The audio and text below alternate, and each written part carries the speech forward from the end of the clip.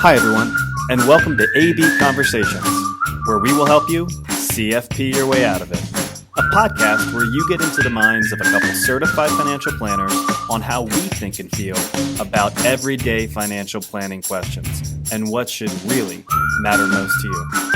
A healthier financial life starts now. You know what that intro music kind of reminds me of? No. What? When Jimmy Fallon has like the Roots, like playing the kid instruments, it's like got a little bit of that that pep. No? Yeah, I buy that. It's a great way to start a podcast. Yes, it's very catchy. We've heard from many people that's it gets stuck in their head. It's hard not to whistle. It's hard not to whistle it after you hear it. That's right. And it gets you pumped up to talk about things like retirement planning. Sure. Let's say that that's the case. So on that note, yeah, let's talk about retirement today. That's kind of the crux of the conversation. So beyond our bread and butter, we're back into our like bread and butter. Yes. Yeah. This is our sweet spot. So yeah, beyond like, I think we've talked a lot recently on just where do we even start with people, right? The whole behavioral side of just getting to know somebody, getting to know the way that they approach things and all their preferences. Yeah. But, and I feel like that has led a lot lately into many variations of what essentially is the same question when somebody is pondering retirement, which is, can I retire when I want to? And that often leads to, do I have enough saved? Am I going to outlive what I've saved up to this point?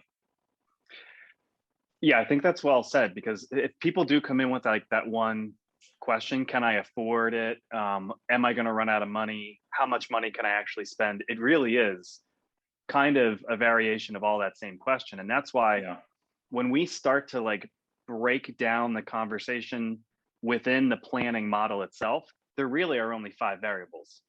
How much time do you have? What's the income you need? Therefore, what do you have to have saved? What's the rate of return? And if you're still accumulating, what do you need to save on a regular basis to ultimately get to that end goal? So I think the point for us to drive home in this conversation is, let's figure out how you're viewing things. Like, what's the one thing you really want to not compromise on, right? For some people, it's got to be this age, or for some people, it's got to be this lifestyle. But then once we figure out what that one variable is for you, let's give you the education to know, well, then here's what the other variables need to be to make this plan work. And that's sometimes where there's a little bit of a disconnect that we got to walk people through that. Yeah. And we both do, but we often say, part of planning is just putting these puzzle pieces together. And that is truly reflected in this part of the conversation, where there literally are, to your point, 5 main variables that we look at, and you can adjust any of those. But hearing from a client or prospect, here's the variable that they want to kind of isolate, right? Whether that's a certain lifestyle, meaning income that they want to be able to generate, or just, I want to retire at age 64, not a day later, like I'm retiring on my birthday. As long as we know that and they can prioritize for us, then it really is then putting the other puzzle pieces together, those other 4 variables, to at least be able to determine, is that something that's going to work? And if not, then what trade-offs need to happen to at least get it in a much better spot that feels comfortable. So what I liked hearing you say there was, is this going to work? Because that actually lends, I think, to maybe a second step in the process, where once you have some sort of initial review on, I think the things that you want to do can work, or maybe they're not.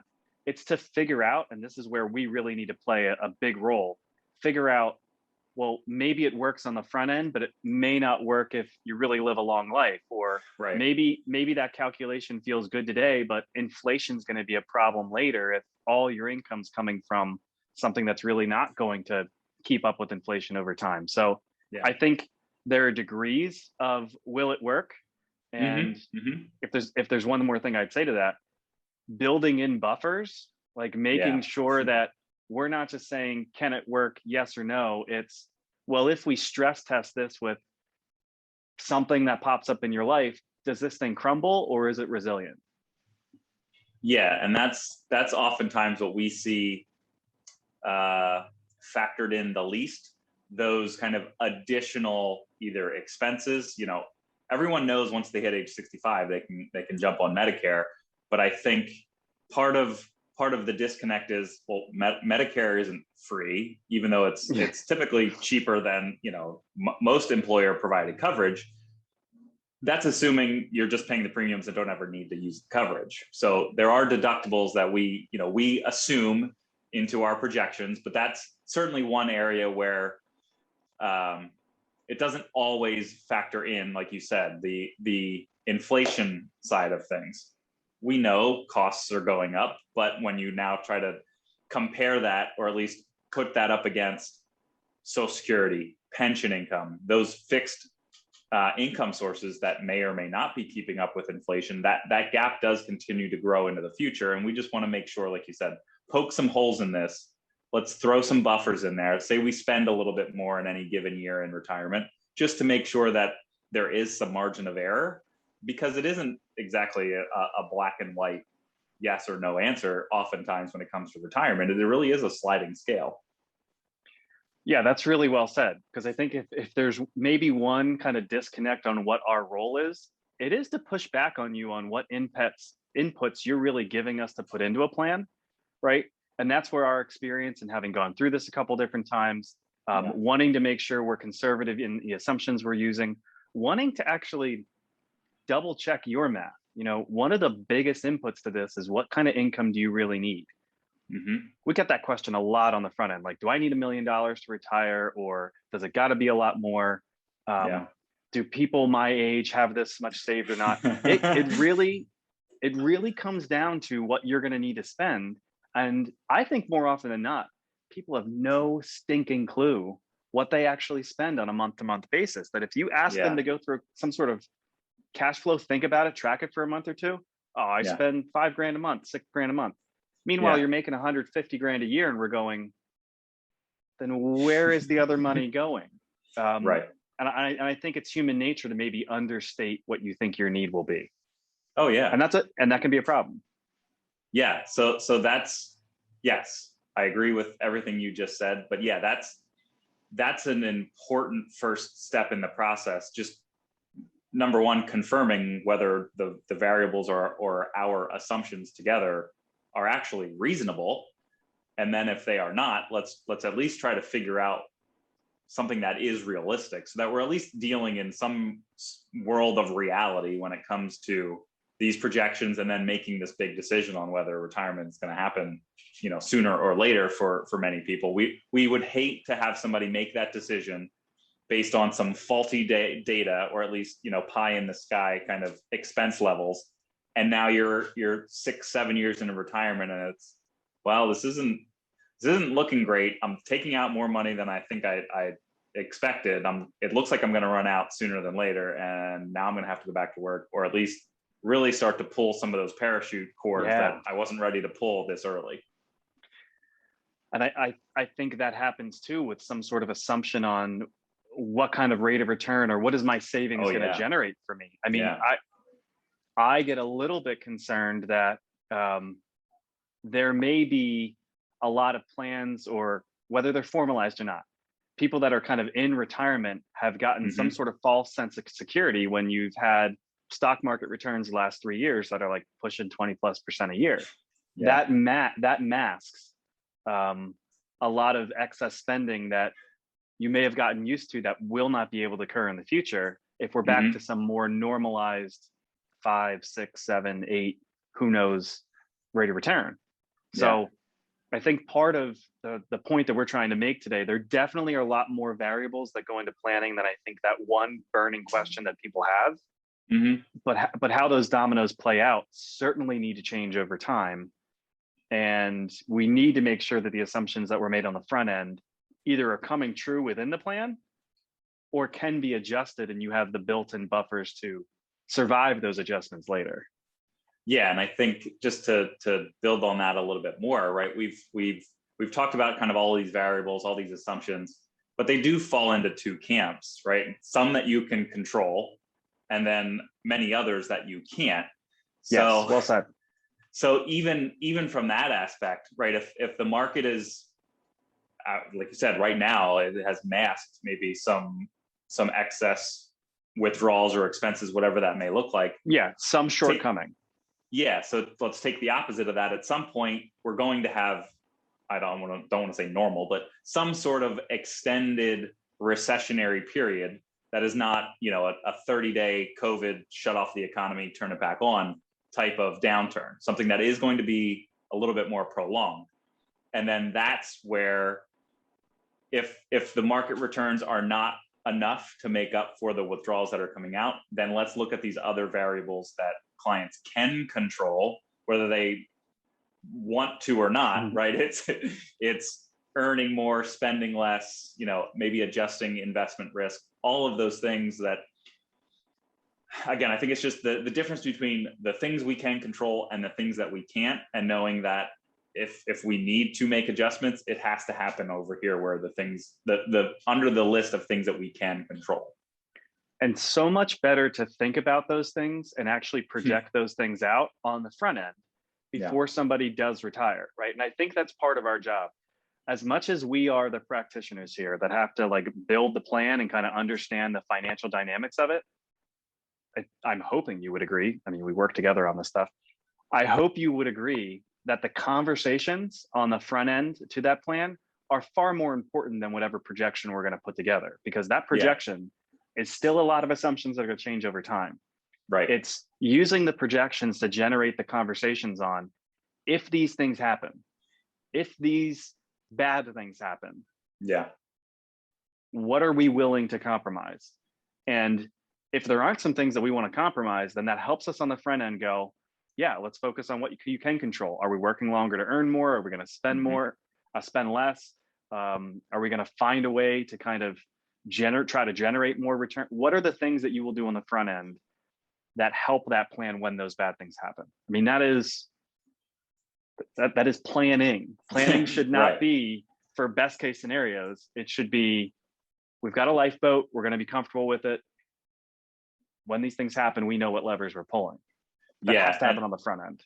Yeah, and that ultimately comes back for us to just flexibility, the ability to adapt, and being proactive with those conversations and not reactive, to the point where kind of we mentioned earlier, right?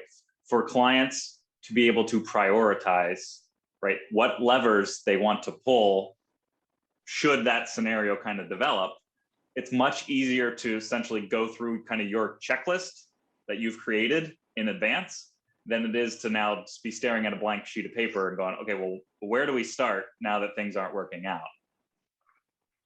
Yeah. I mean, I'll put you on the spot. What would be, you love when I do this. I hate it. What would be your biggest concerns for clients like long-term? Like, what are those variables that you think will come back to bite people? Oh man. I think the biggest one, I think I mentioned it earlier, it's cost of healthcare, right? Everyone has an idea of what they spend while they're working. And you hope to really not use a whole lot of that health insurance coverage. I think we all kind of acknowledge that once we age, the odds of us needing to spend more on our healthcare is the odds of us spending more on our healthcare go up. But even with that said, we usually don't hear from clients that they've kind of mentally accounted for a portion of their savings that are going to go towards some increased healthcare costs in retirement.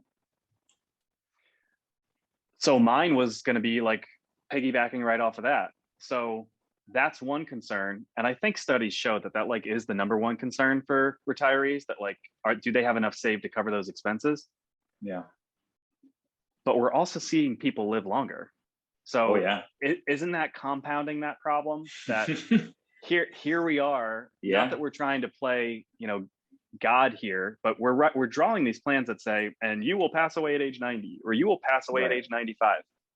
What the heck do we know about 25, 30 years from now? I think it's all the more reason that you have to kind of build in some of these parachute cords, to your point, and make sure that a plan that seems like it's going to work today at 65 years old still feels like it has the potential to withstand some of those hiccups if it's going to be living till age 95, if the norm's going to be our parents living to age 100.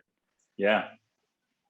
So that the phrase that popped into my head, and I don't know where this came to me, but I say it a lot. It's better to have it and not need it than to need it and not have it. So when it comes to longevity, right, and being conservative with assumptions, whether that's expenses, investment returns, all of the things that kind of go into that long-term projection. And to your point, we're projecting out 25, 30 years into the future. They're guesses. They may be it's our best guess, but they're still educated guesses that we don't know what that reality is going to be. So better to be conservative with our guesses and have, at least for our clients, more flexibility than less later in life. Yeah. So I think yes, very much so. Agree with all of that. So I think maybe the point that we're trying to hit home is when it comes to retirement planning, sometimes what drives that first question is, okay, I've got the savings. Now, what am I going to do with it? Mm-hmm. When I hope we've articulated that is one variable here, like how you're going to invest, 3-bucket theory, completely separate podcast.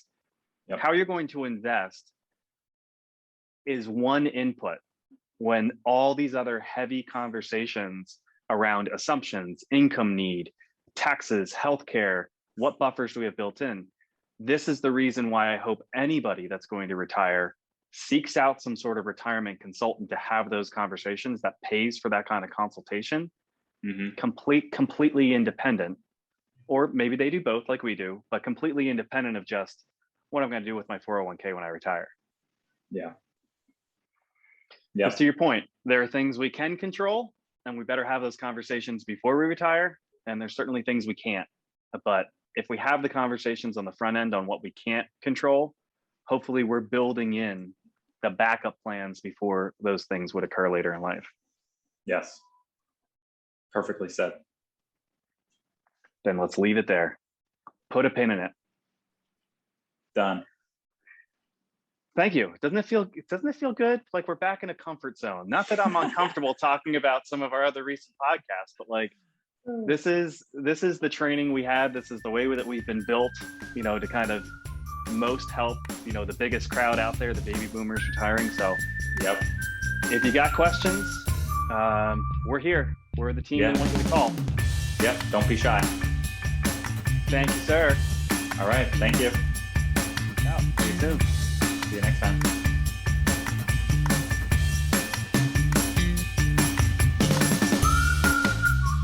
Hey everyone, Adam and I really appreciate you tuning in.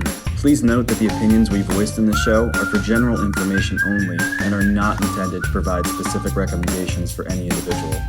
To determine which strategies or investments may be most appropriate for you, consult with your attorney, your accountant, and financial advisor or tax advisor prior to making any decisions or investing. Thanks for listening.